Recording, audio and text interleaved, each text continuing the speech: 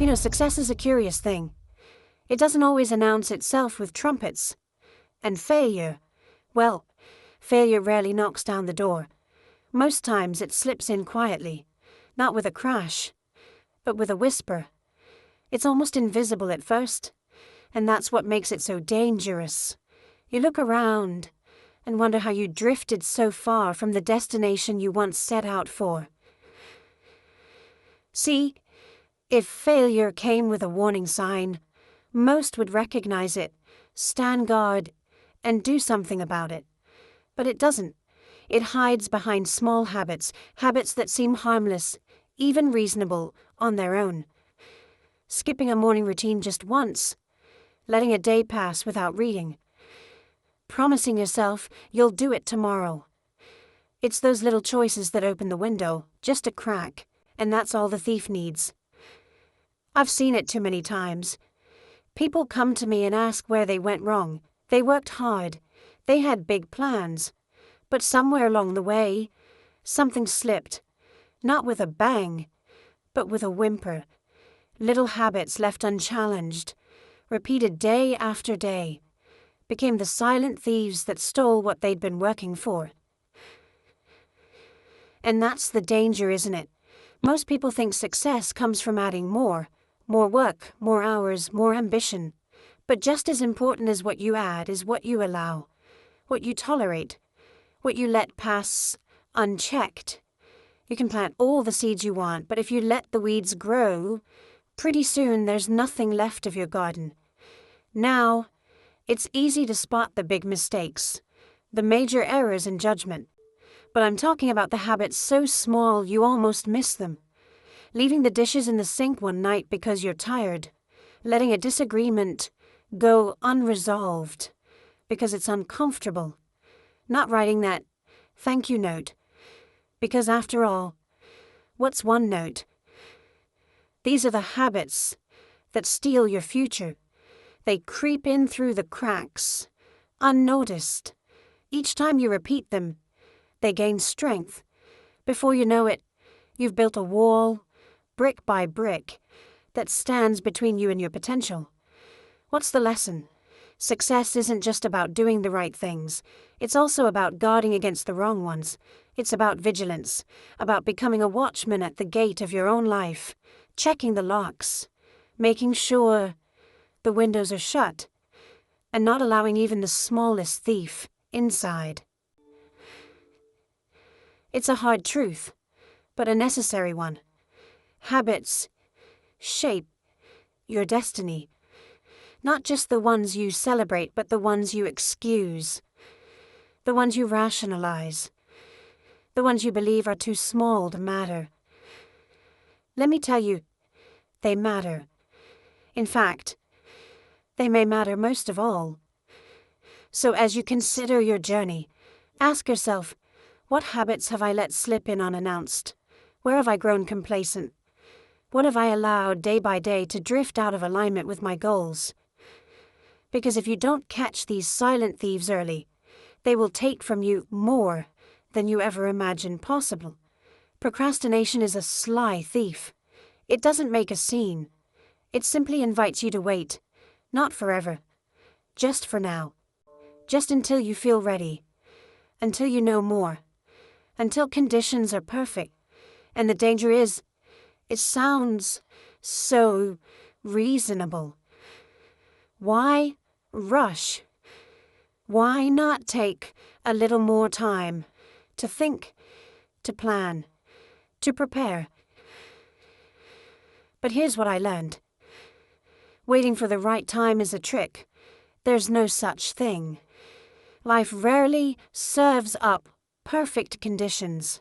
And while you're waiting, opportunities move on. The world doesn't pause for your hesitation.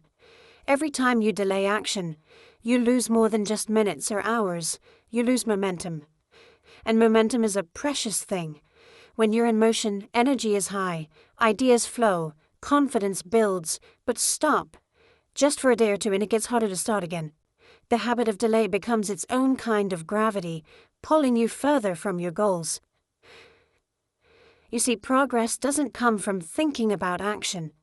It comes from action itself. People sometimes tell me they're just waiting for inspiration. Inspiration is wonderful, but it tends to visit those who are already moving.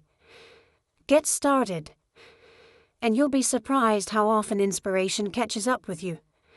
Every delay has a cost, not just the work you didn't do, but the belief you didn't build. The more you wait, the more you doubt. Doubt in your ability, doubt in your resolve. The habit of waiting chips away at your self-trust. Before long, the mountain seems bigger, the task heavier, and your ambition feels just out of reach.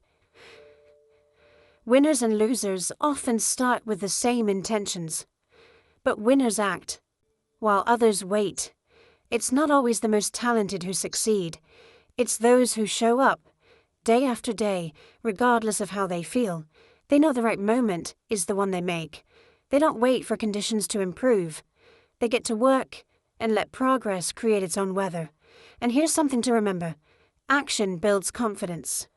The very act of doing, even imperfectly, creates a sense of capability. You finish one thing, and suddenly you believe you can finish another. One step leads to the next. Doubt, on the other hand, grows in the shadows of inactivity. The longer you wait, the more you convince yourself you can't.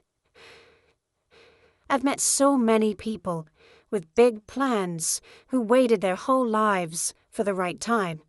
They missed chances, not because they lacked ability, but because they lacked momentum. Life rewards action, not intention. The world moves forward, and if you want to catch up, you have to move with it. So ask yourself, where have I been waiting for conditions to be perfect? What have I put off, hoping for a better moment? Remember, every day you wait is a day lost, not just from your calendar, but from your character. Act now, and watch how quickly doubt is replaced by confidence. Momentum is fragile. Once you have it, protect it. When you lose it, fight to get it back. Don't let the thief of procrastination steal your future one quiet day at a time. And here is the next thief that will rob you of your success. Excuses. They're easy to make, aren't they? And the more skilled you become at making them, the further you drift from the results you want. Excuses are like little stories, crafted to protect comfort, to shield from blame, to let weakness hide behind something that sounds reasonable.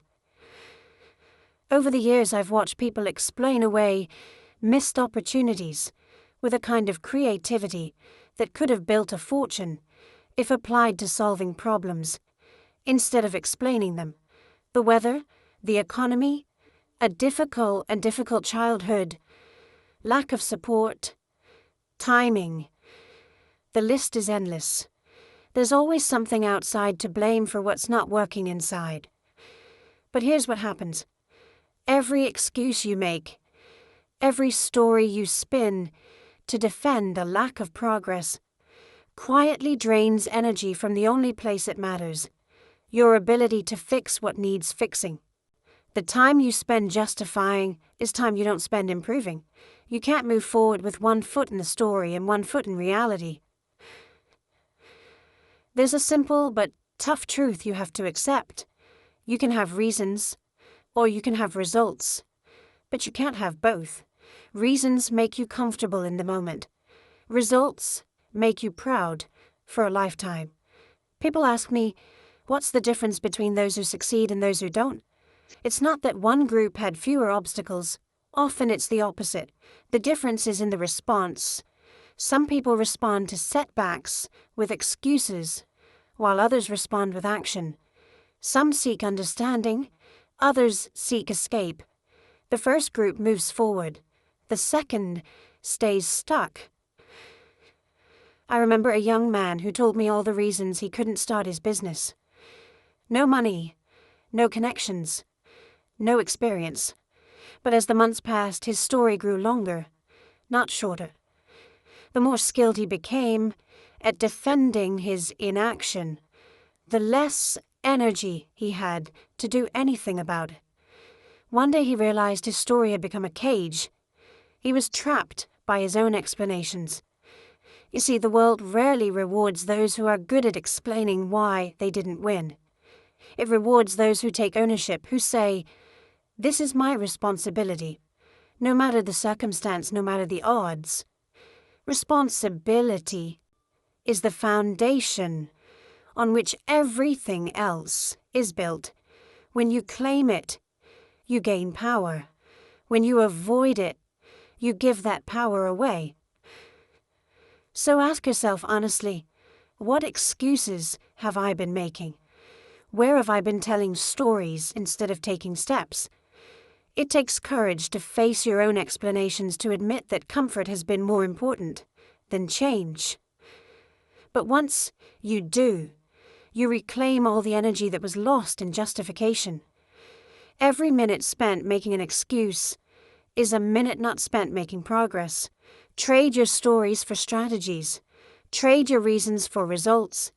Let responsibility become your ally. When you do, you'll find that many obstacles vanish, not because the world changed, but because you did. Next, distraction. Now there's a modern disease if there ever was one. It's never been easier to lose focus. So many things tug at your attention every minute. A phone buzzing, news flashing, someone asking for just a moment of your time. Before you know it, hours have slipped away, lost not to meaningful work, but to trivial pursuits that leave nothing behind but fatigue. Success demands focus, and focus requires intention. The average person today is pulled in 100 directions, and most of those directions lead nowhere special.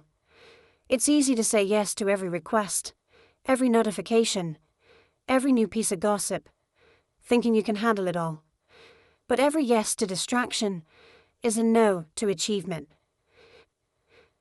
You have to treat your attention like it's capital in the bank. If you spend it on things that don't matter, don't be surprised when you come up short where it does. What you give attention to grows. Water the weeds, and they'll take over the garden. Water the flowers, and beauty follows. I remember when I was building my career, distractions were different, but the principle was the same. Maybe it was the television, the radio, idle conversations at the coffee shop. Whatever form it takes, distraction is always there, waiting to pull you away from your purpose if you're not vigilant. And it's not just about the obvious time wasters. Sometimes it's the little interruptions that add up. A few minutes here, a few minutes there. Check the news, check the phone, check on a friend's opinion. Each interruption by itself seems harmless. But pile them together, and you've lost not just time, but your best mental energy. What happens to the person who lives distracted? Their goals move further away. Their plans are always started, never finished. Their dreams remain dreams, never reality. Meanwhile, those who protect their focus move steadily toward what matters. They accomplish more in an hour than others do in a day, simply because they chose what to ignore. You must become ruthless with your attention. Guard it the way you'd guard a treasure. Put up boundaries. Learn to say no. Turn off the noise when it's time to work. There's nothing noble about knowing every headline or answering every message the moment it arrives. Nobility is found in building something meaningful with your day. Distraction will rob you blind if you let it, and it does so quietly, with your permission. The day slips by, and you wonder where it went. You were busy, but you weren't productive. The urgent things pushed out the important ones. So ask yourself, what am I giving my attention to? What needs to be cut so I can focus on what truly matters? Take inventory. Be honest. Every hour is an investment. Make sure you're investing in the right place. Success isn't built in the scattered hours spent here and there. It's built in the focused blocks of time where all your energy goes in one direction. Protect your attention. Let it work for you, not against you. That's how you turn a day into progress and a life into achievement. Here's the next thief that you gotta keep your eye on. Neglect. You see, neglect is a quiet thing. It doesn't announce itself with a crash or a warning.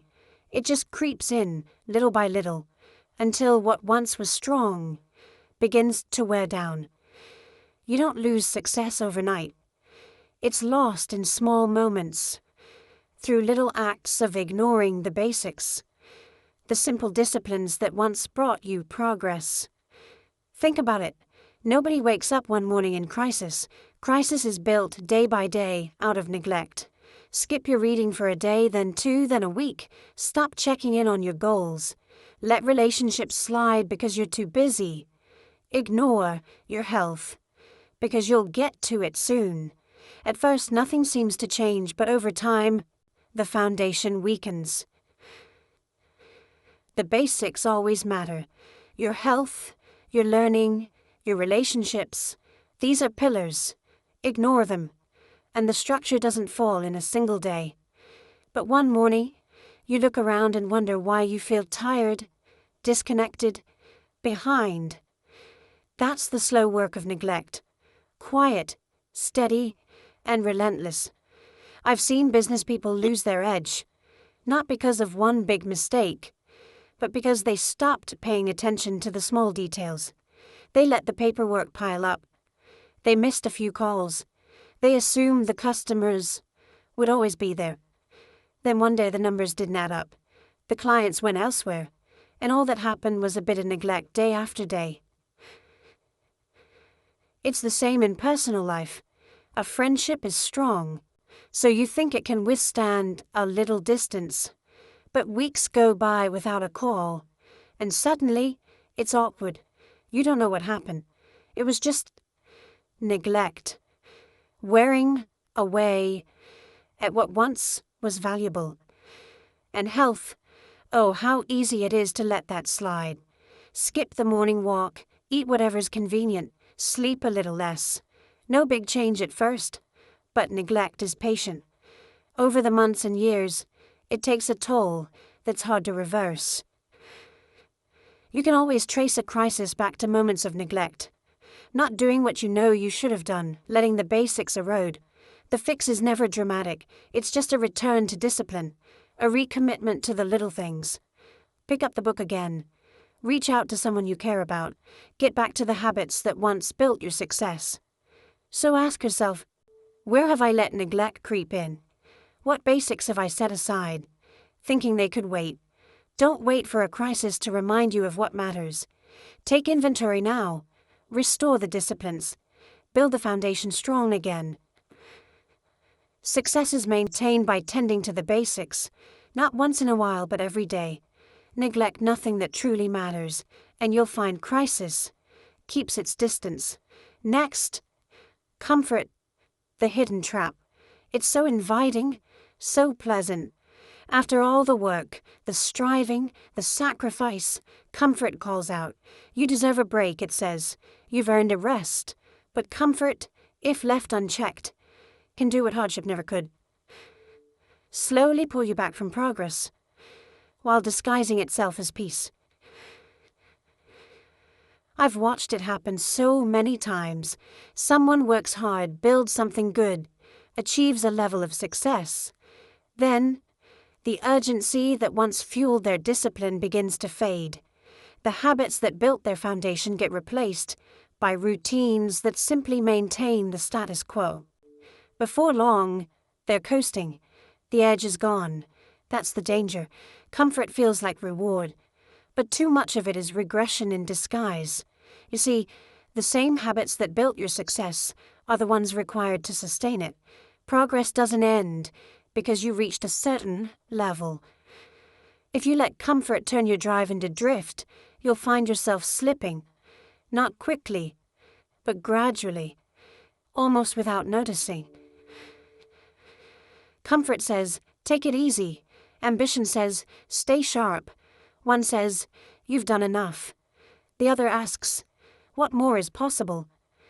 It's easy to listen to the first voice, especially after a victory. But the next season of success is always built on today's choices, not yesterday's achievements. Now, I'm not talking about healthy rest. Rest restores you. Rest is intentional, planned, a reward for focused effort. Comfort, on the other hand, is a lullaby. It convinces you to stop growing, stop pushing, stop reaching for more. And that's when it becomes dangerous. Think back to a time when you let up after a win. Maybe you stopped studying. Maybe you stopped making those early calls. Or you celebrated so long you forgot to get back to work. At first, nothing seemed different. But over time, your standards slipped. Performance declined. And all because comfort made you believe the job was finished. Success is never a permanent state. It's something you earn each day. The disciplines that brought you this far can't be replaced by ease. They must become a way of life. So ask yourself, have I let comfort steal my edge? Have I mistaken a plateau for the finish line? It's a subtle trap, one that catches the best of us if we're not careful. Make peace with progress, not with comfort. Let achievement be your rest, not drifting, not settling, but knowing you pushed a little further, grew a little stronger, learned a little more.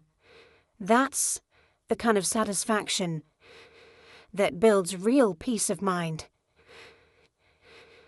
If you want to keep success, guard against comfort's quiet pull. Remember, the journey isn't over because you reached a milestone. It's only over when you stop growing. Here's the next thief that you must keep away from you. Mind in your pockets. They call it association drift. And it happens so quietly you hardly notice.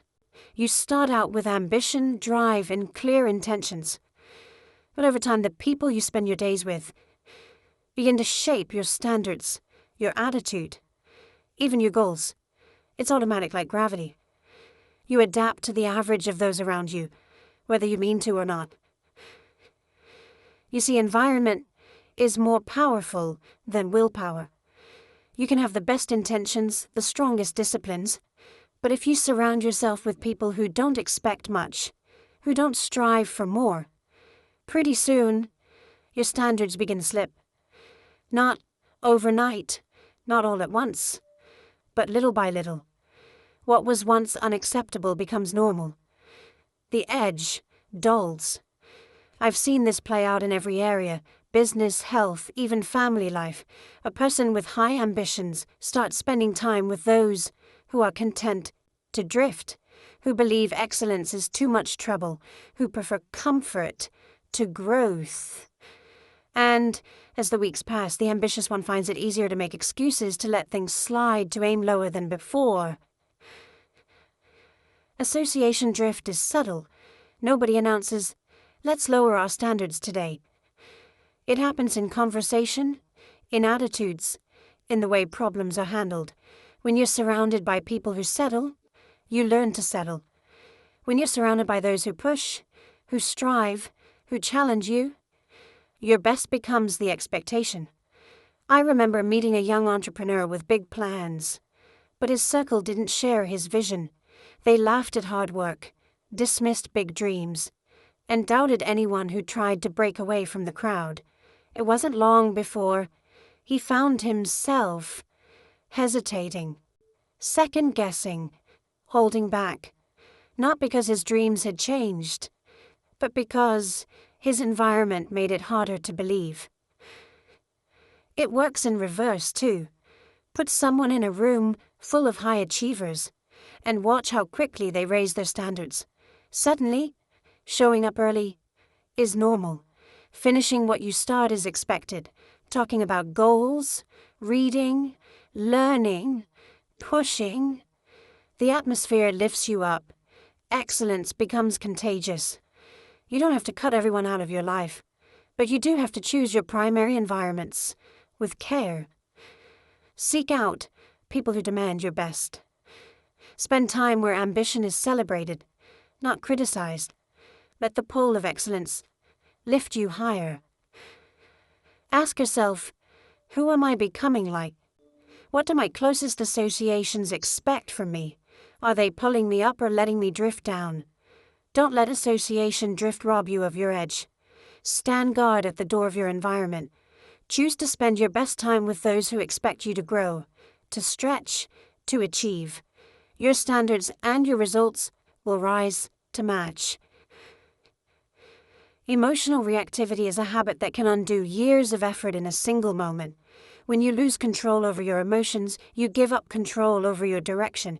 Instead of steering the course, you find yourself at the mercy of every bump in the road, every slight, every criticism, every unexpected delay. I've seen good people lose their way because they let a moment of anger set the agenda for the day. One harsh word, one piece of bad news, and all the plans go out the window. Reacting without thinking becomes the default. And pretty soon every situation feels urgent, every setback feels personal. But here's the truth. Success belongs to those who discipline the mind, not to those who never feel, but to those who know how to pause, reflect, and choose their response. Discipline is not about coldness, it's about wisdom. It's the ability to say, let me think before I act. Let me understand before I judge. It's easy to justify emotional outbursts. That's just the way I am. Anyone would have reacted the same way. But every time you react without intention, you hand over your energy to something or someone else. The energy you could have used to solve a problem, build a relationship, or move forward is now wasted in the fires of frustration or hurt pride. Over time, this habit costs more than you realize. Relationships are strained, opportunities are missed, momentum is lost, not because of lack of skill or intelligence, but because emotions ran the show. I remember a business owner who let every minor setback send him into a tailspin. Orders delayed, customers complained, employees made mistakes. Each time, he reacted instantly and emotionally. Not only did it exhaust him, but it drove good people away.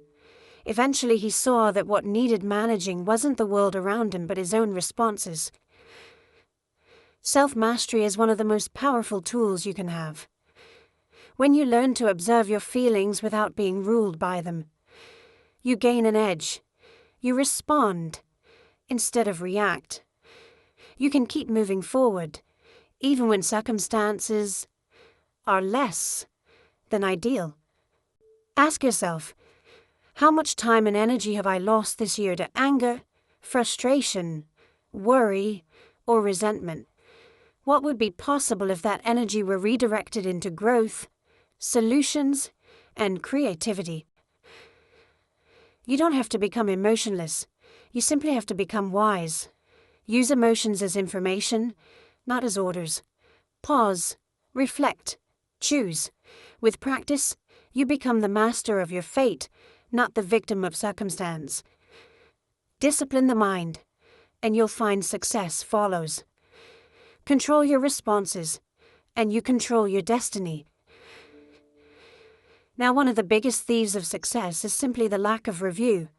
I'm telling you, this is one of the quietest, most overlooked habits that can steal your future. It sounds simple, even harmless, to just move from one week to the next without looking back. After all, you're busy.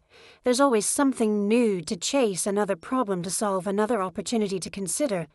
But when you don't pause to reflect, mistakes repeat themselves, and progress becomes an accident rather than a plan.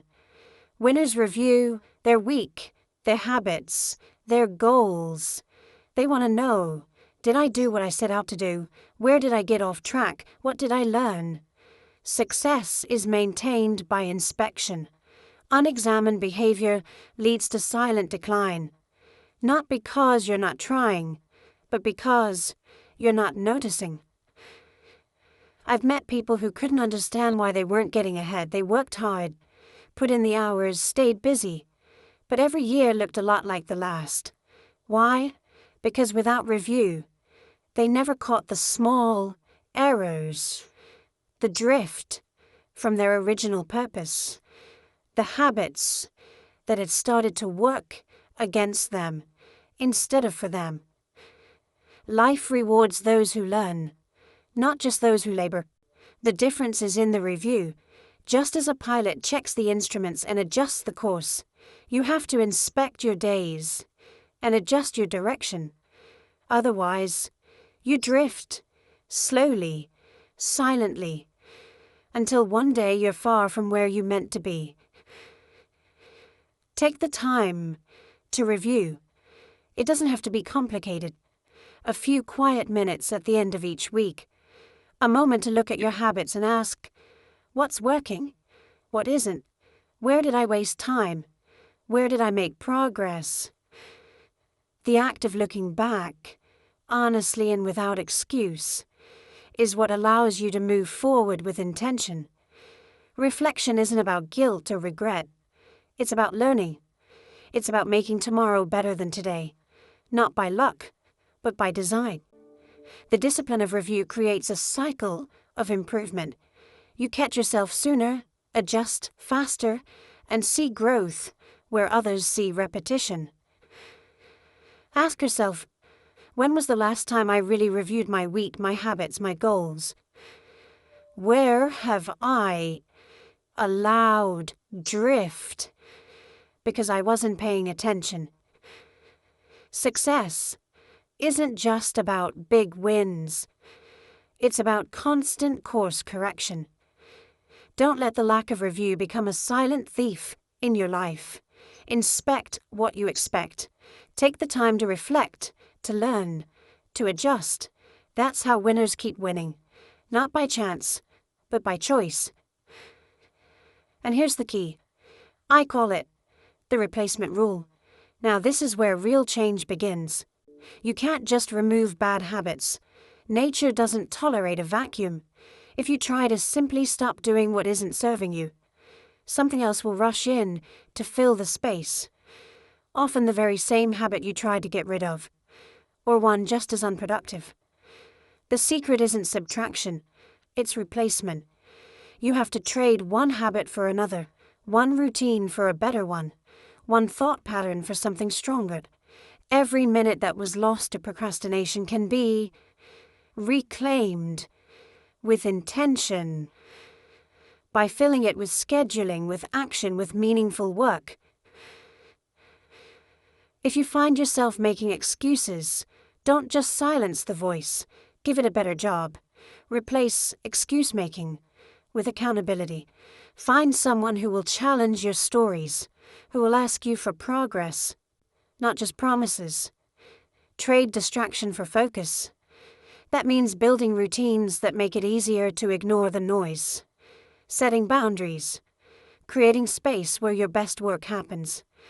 You see, your time and energy are always being spent. The only question is, on what? If you take away what's wasting your future, but don't put something better in its place, you leave the door open for old patterns to sneak back in. The mind loves routine. If you give it nothing, it will find something, and that something is usually what's familiar. The person who succeeds at lasting change doesn't just uproot weeds, they plant flowers in their place. It's not enough to stop drifting. You have to start steering. Not enough to stop complaining. You have to start building. And how do we make this work in our own life? You trade those late nights of worry for early mornings of planning. Replace gossip with meaningful conversation. Exchange a habit of delay for a habit of daily action, even if small. That's how you create momentum, by building a new pattern where the old one stood. And don't underestimate how powerful small replacements can be. One tiny change, repeated daily, grows into a new identity. The person who schedules their priorities instead of leaving them to chance becomes known for reliability. The one who invests their attention in what matters finds their life full of progress, not just busyness. Ask yourself, what habit have I tried to remove, only to see it return? What could I put in its place that would serve my goals, my health, my growth? It's not enough to subtract. Replace. Build something new, and let it crowd out the old. The replacement rule is the foundation of transformation. If you fill your days with purpose, there's no room left for the silent thieves. Trade the habits that steal for the habits that build. Do this, and you'll find success isn't just a moment. It becomes a way of life.